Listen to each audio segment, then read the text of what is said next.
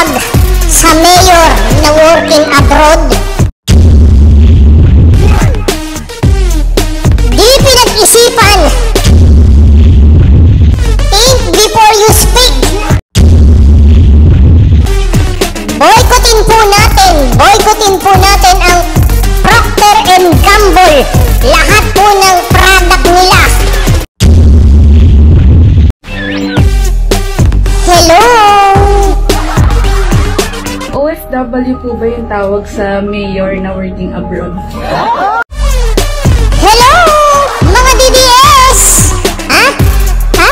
Okay lang kayo? Total ang sabi nila. Ha? Ha? Ha? Total ang sabi nila. Mas okay naman daw eh. Mas okay naman daw ang ano, ang tawag dito, ang mga product ng Unilever. Ang mga product ng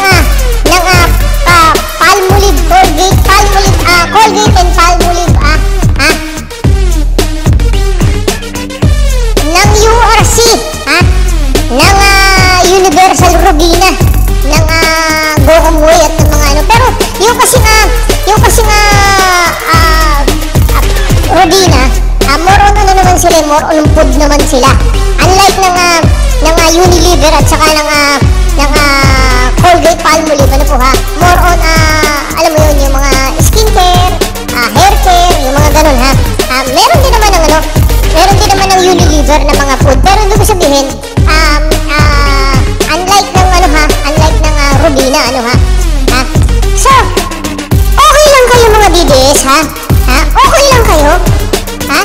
Imaginein mo ha, boboycottin mo ha, boboycottin mo ang PNG ha, ang Tide, ang Pampers, ang Olay. Hello, na nag-umpisa pa ata ito 1918 pa nga ata eh, 1830 something, 1837 parang ganun. Wala pa ang Amerikano, wala pa ang Hapon. Nandiyan na. Nang dahil lang dun sa isang mali na nagsalita. Tapos okay naman daw meron pa namang Colgate Palmolive eh. Siyempre, nandyan yung guard. Nandyan yung, siyempre, yung Palmolive, yung Colgate. Nandyan dyan sila, yung URC, yung Robina, nandyan ang Chippy, pero more on pagkain kasi ito, yung mga Great Taste, yung mga Prestos, Sito, Manghuan, yung mga Chicharon, yung Lips, kanila rin yun, imagine mo, boycottin mo ang PNG, Procter & Gamble, meron sila nga, hello, meron silang fabric, saka home care, siyempre, yun nga, yung mga Tide, yung Ariel, kanila rin yung Ariel yung home care, yung hair care, yung Pantene. Hello,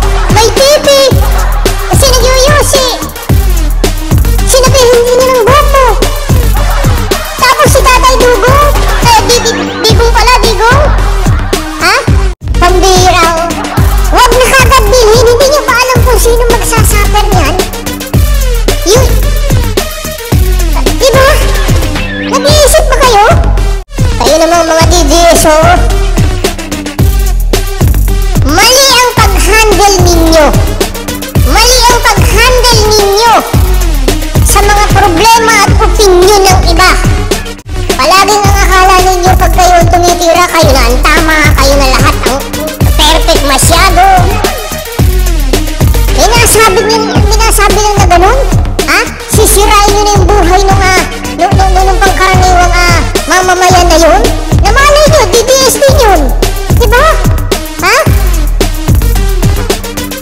Nako, sobrang grabing bashing. Ha? Plastic daw, ganito, tanggalin na daw. Hindi lang yun ang tanggalin ha, magsara na daw ang Procter & Gamble, boycottin ang mga product. May mga apektado na kaya ng mga nagla-live selling. Sa TikTok at saka sa iba-iba pang platform na halos wala na daw bumili sa kanilang ibig sabihin, baka nga naman may nagbo-boycott, baka nga naman, or style lang nila yun basta ganun, di ba? Yung opinion ninyo, ayusin naman ninyo. Di ba sabi nga nila, think before you click. Boycott na kaagad, gera na kaagad, ipasara na kaagad. Kung sabihin kayo ng iba, ng mga BBM, ng mga maka-FPJ, ng mga pinklawan, ng mga kung ano mang kulay kung sabihin naman na masyado naman kasing utak kayong rebelde. Utak rebelde, utak ay Menelet, utak ay Mayalet, utak Abu Sayyaf. O ano, ngayon, masakit ba? Masakit ba ang masabihan ng utak abo? Isip-isip din kasi pag minsan. Isip-isip din. Masyado naman kasi kayo Tandaan ninyo Tandaan ninyo.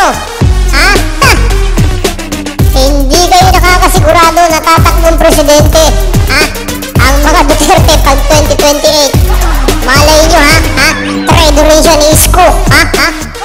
Pag si Isko, tandaan mo, At akala nyo ba, bibitaw ang mga Marcos? Bibitaw ang mga Marcos, bibitaw pa sila? Hindi na bibitaw yung mga yan. So yun lang mga kapatid Isip-isip lang boycottin nyo